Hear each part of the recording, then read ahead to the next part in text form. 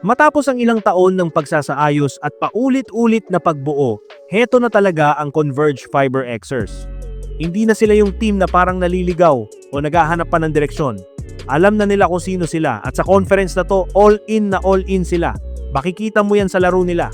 Wala na yung luma nilang approach, tinapon nila yung lumang PBA playbook at nagpakawala ng positionless offense, habang yung iba kapit pa rin sa traditional na lineups. Hindi lang basta rebuild to. Bagong atake, bagong mindset sa basketball dito sa Pilipinas. At syempre, eto na yung usap-usapan. Bumalik sa PBA si Mikey Williams. Matapos ang halos 3 taon na hiwalay sa liga dahil sa kontrata niyang magulo sa TNT, napunta na siya sa Converge. Hindi lang basta nakuha siya statement ito ng Converge, parang sinasabi nilang kami na ngayon at hindi lang basta guard si Mikey. Parang may sariling gravity sa labas ng arc, hinahatak niya yung depensa, kaya biglang nabubuksan ang court para sa iba.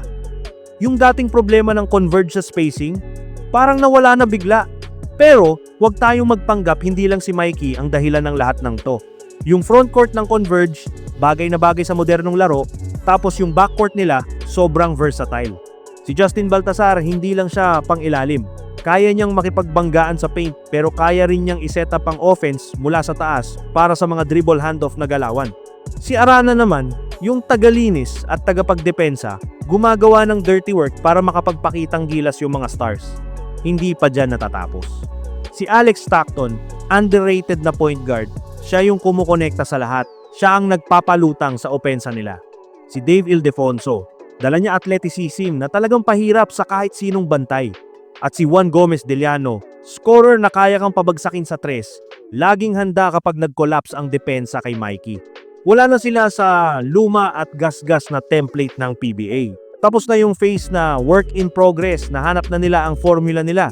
Sa leadership ni Mikey Williams at sa pagiging anchor ni Baltasar, may flexibility at firepower na sila para sumabay sa kahit sinong team. Ang tanong na lang ngayon, hindi na kung kaya ba nilang manalo. Ang tanong, paano mag-adjust ang buong liga sa isang team na handang baguhin ang laro mismo?